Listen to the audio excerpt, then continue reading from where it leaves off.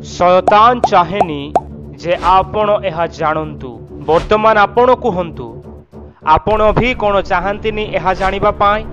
जदि चाहती तेबे शुणु।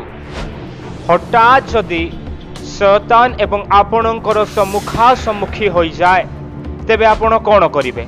आपण ताकू देखी दौड़ी पलाइबे ना ता सहित युद्ध करबा पाई सेठारे ठिया हेबे? एही प्रश्नर उत्तर आपण कमेंट बॉक्स रे दियंतु। एथि मध्यरे मु आपणको पाई गोटिए पद पढ़िबा पाई चाहे। सचेतन होई जाग्रत रुह, तुम्भमानंक विपक्ष शैतान सिंह प्राय गर्जन करी काहाकू ग्रासिब एहा खोजी बुलुअछि। प्रेरित पितर जो 5 गोटी स्थान को एही पत्र लिखुछंती सेमानंकू कहउछंती सचेतन होई जाग्रत रुह, कारण तुम्भमानंक विपक्षवादी जड़े अछि। प्रियर लोके मु आपण मानंकू पचारिबा पाई चाहे, आपणको विपक्ष किए? भाई भौणी, माँ बापा, सांग साथी, स्वामी किंबा स्त्री, सासु ससुर, बहु किंबा आपणको पड़ोसी बा बाहरु अन्य केही? मु जाने ना जे आपणको शत्रु किए, कारण आज मंडली भितर शत्रुता देखा जाए।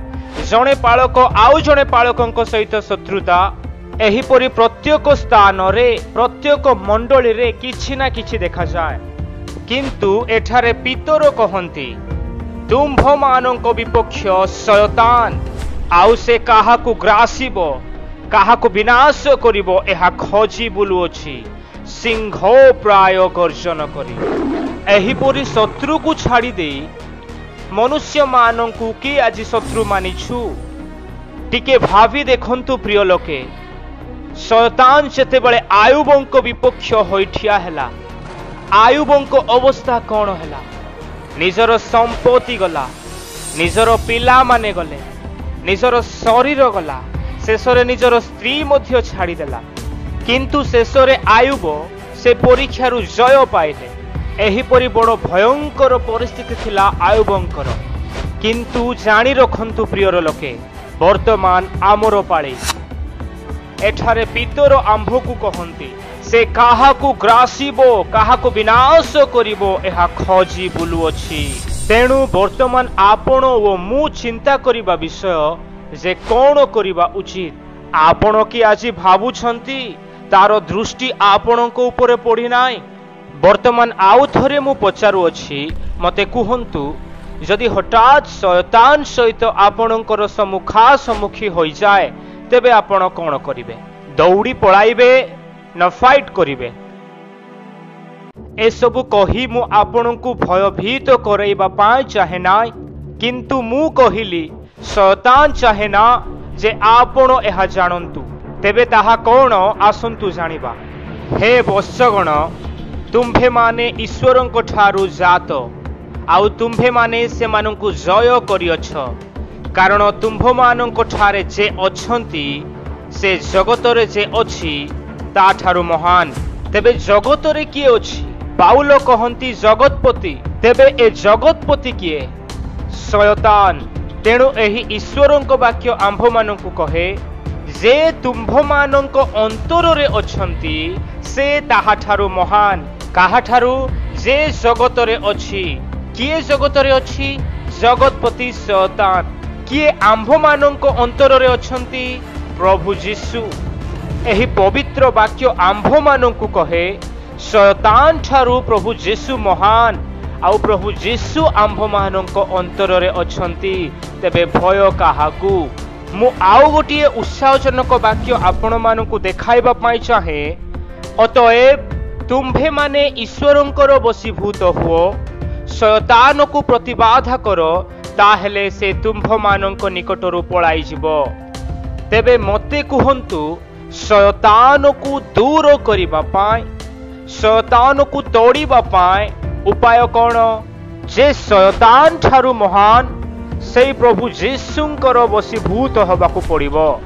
ईश्वरंक वाक्य कहे प्रभु जीशुंक नाम रे शैतान थरहर हुए।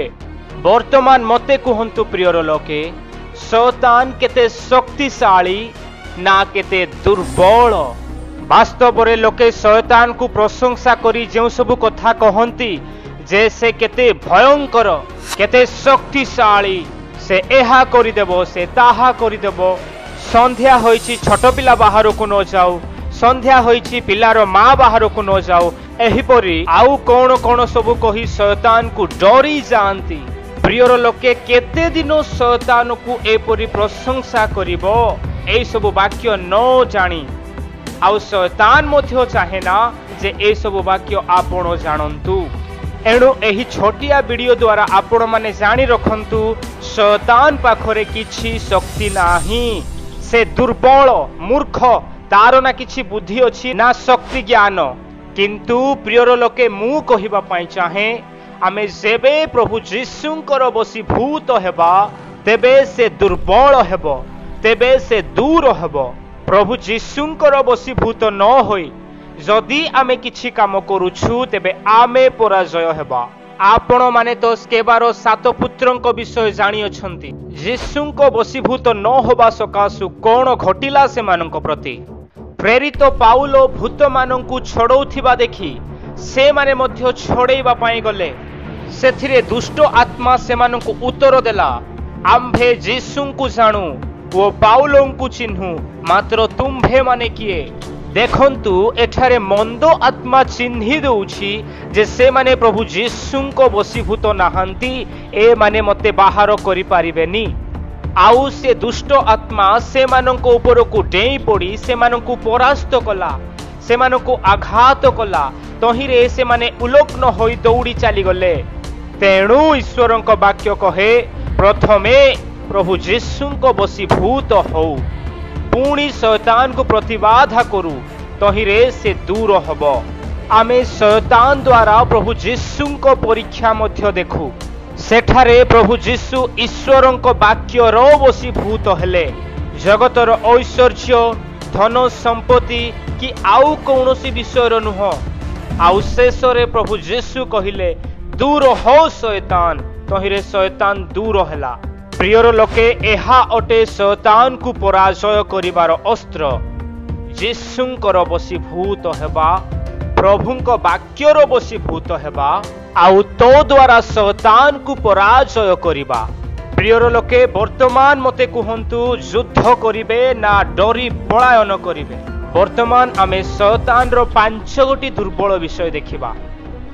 एहा द्वारा मु आपण मानकु उत्साहित करिबा पई चाहे जे से केते दुर्बल। प्रथम दुर्बलता शैतान तुम मनर कथा जानी पारे नाही ता पाखरे एते शक्ति नाय जे से जानी पारिबो आपण कोन भाबुछंती। केही केही कहंती शैतान सबु जानी दिए आमे कोन भाबुछु ताहा मध्य जानी दिए आउ तो द्वारा से हमको अटैक करे किंतु मु कहिबा पई चाहे ताहा वास्तव रे मिथ्या। तुम्भे अपना निवास स्थान स्वर्ग रे थाई श्रवण करी क्षमा कर ओ सिद्ध कर आउ प्रत्येक मनुष्यर अंतकरण जानी ताहार सकल गति अनुसार प्रतिफल दियो कारण तुम्भे केवल तुम्भे ही समुदाय मनुष्य संतानर अंतकरण जानुअछ। ईश्वरंक वाक्य कहे केवल प्रभु मनुष्य संतान गणर अंतकरण जानी पारंती आउ केही नुह। So it's truth that he can't read your mind. द्वितीय विषय शैतान गोटिए समय रे सबु स्थान रे केबे रही पारे नाही। केही केही कहंती आज शैतान आसीथिला राति ले घरु बाहर को बाहरिबा पाए डर शैतान सेठी अछि एठी अछि। अरे भाई गोटिए समय रे सबु स्थान रे से केमिति रही पारे। ईश्वरंक वाक्य कहे सदा प्रभु कहंती आम्भे जो स्थान रे देखि न पारिबु एपरी गुप्त स्थान रे कि केही आपना को लुचाई पारे।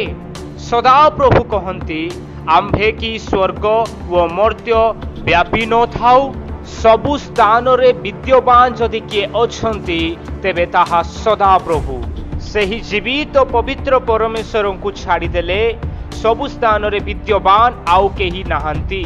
तृतीय विषय शैतान केबे ईश्वर को बिना अनुमति रे आपण को परीक्षा रे पकेई पारिबोनी।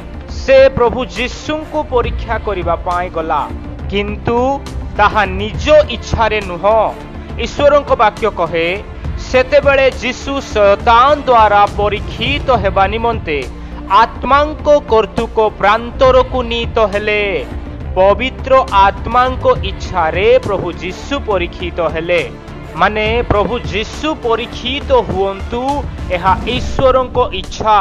चतुर्थ विषय, शैतान केबे निज इच्छा रे आमकु क्लेश, कष्ट, जंत्रणा, दुख आनी देई पारिबो नाय।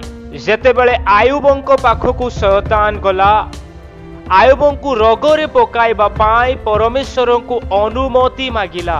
प्रभुंको अनुमति बिना से आयुबंकु रोगरे पकाई पारिबो नाय।